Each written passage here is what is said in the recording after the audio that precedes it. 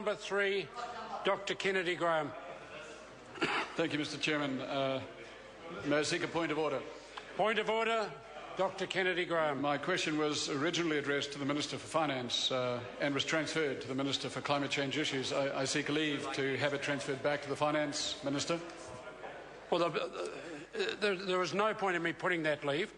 The matter of a transfer is, and this has been discussed on many occasions, over to the government, and I have no intention of putting the leave on this occasion because the government has already made its decision. If the member wants to continue to ask the question, he now has the opportunity to do so. Point of order. The point that I'm not making is with regard to the transfer of the question, sir. It's a wording following transfer. What has happened is that the wording now relates to the view of the Minister for Climate Change Issues, when the original question, I understand, asked as to the opinion of the Minister of Finance. To be properly transferred and to retain the original intent of the question, there's been a formula which has been developed which indicates that the question should be, has he been advised whether the Minister of Finance stands by the question? That way you get the Minister who the government wants to answer the question, but the question staying substantially the same. Order. I thank the member for his point. On this occasion, the government elected to make the transfer. There was always then a matter of tidying up some of the grammatics of a question when that transfer occurred, and I'm advised by the clerk that on this particular occasion the wording was discussed with the member's staff and office and has been agreed to, and on that basis, if the member wishes to proceed with the question, I suggest he do so. Dr. Kennedy Graham.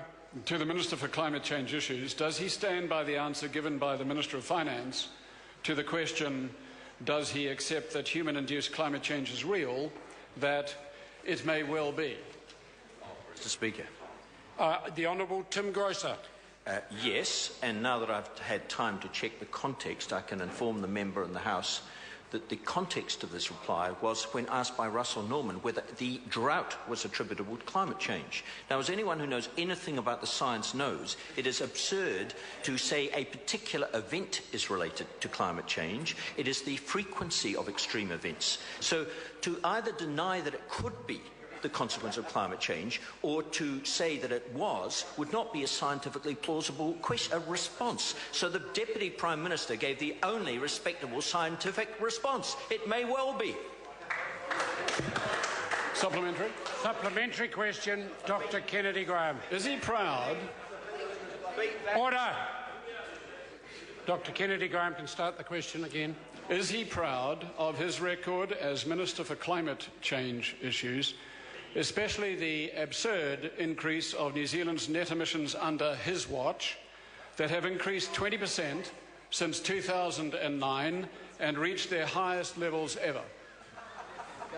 Honourable Tim Grosser. I'm extremely proud of the position that we're taking in climate change across all policy spectrum. And the member who's fixated on trying to prove that New Zealand is some type of international pariah might just ask himself the following question. If New Zealand was really, quote, an international pariah on climate change, how come in the last 2 years New Zealand has been invited for the first time to the Big Boys Club, the Major Economies Forum, because of the particular contribution that New Zealand makes? Supplementary question, Dr. Kennedy Graham. Order. Order. Order.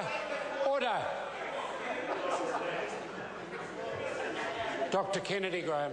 When does he expect New Zealand's emissions to peak? And when can we expect emissions of this big boy to return to their 1990 levels? Honourable Tim Grosser. Only when the Prime Minister has granted me the magical powers that I've been seeking for some time. Supplementary. Supplementary question, Dr. Kennedy Graham. If the government is treating climate change as real, as he claimed yesterday, Why is it spending $1 billion a year on new motorways that lock us into an emissions-intensive transport system rather than investing that money in sustainable, low-carbon transport? Honourable Order. Honourable Tim Grosser. Well, the government is doing a variety of things to fix up the infrastructure of this country, including spending $1.7 billion on the railway network and purchasing new electric trains. Supplementary. Supplementary question, Dr Kennedy Graham. Does the Minister agree that the international carbon price is directly related to the functioning of the ETS because the government allows unlimited amounts of cheap credits, such as ERUs, to be dumped into our market? And when will he move to stop this? Honourable Tim Grosser. Mr Speaker, I really think the member should study carefully Sir Peter Gluckman's report, and in particular the statement on page 19 that reads as follows. New Zealand's emissions represent a minute fraction of global emissions, less than 0.2%. Any action from New Zealand to mitigate emissions will have a negligible effect in real terms. Therefore, New Zealand's contribution to the global effort is more of a geopolitical nature. So the idea that somehow New Zealand's emissions are influencing the global price, I think, should be recast in terms of the underlying scientific reality. Point of order. Point of order, Dr Kennedy Graham. With respect, sir, the answer to the question completely missed the point of the question. The question is not how big we are and whether we can influence international prices. The question is that the international prices influence us. He did not address that. Well, no, I've got to be honest. I found the question a little confusing. I thought the Minister attempted... Order! I thought the Minister gave a genuine attempt at answering the question. I will, on this occasion, if it assists the member, give the member an additional supplementary. Order! Order! I'm allowed to be generous. Dr Kennedy Graham, supplementary question.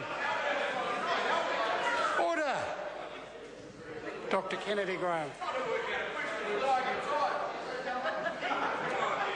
How does his acceptance of the reality of climate change and the need for action fit with his government's endorsement of a new open-cast coal mine at Denniston on conservation land? And how will this help our clean, green image that is so badly shaken by recent events? Honourable Tim Grosser. Well, Mr Speaker, this government has got a variety of objectives, and one of them is to try to improve our economy and increase jobs and decrease imports and generally improve the situation for all working families. We will do what we do in climate change through a balanced suite of climate change policies. We will not sacrifice everything to the altar of climate change. Supplementary.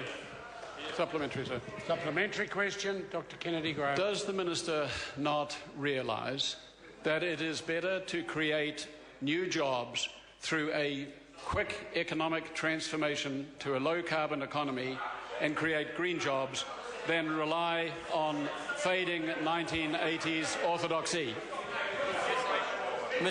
Order. Honourable Tim Grosser. Mr Speaker, there is absolutely a legitimate role for creating green jobs, and, for example, the work that we're doing to stimulate geothermal energy production is one of them. The work we're doing to try and sell geothermal services to countries like Indonesia moving into this space is another one. But the member should reflect on the abundant evidence that this idea that undifferentiated subsidies for green jobs, whether created directly by fiscal transfers or indirectly by regulatory frameworks, end up costing millions of dollars per job and are actually employment destroying.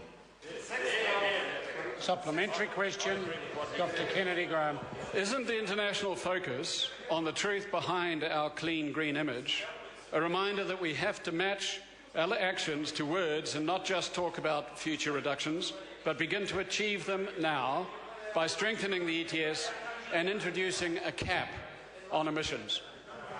Honourable Tim Grosser. Well, Mr Speaker, I have to say I consider that question a spectacular piece of bad timing, so I will repeat my point.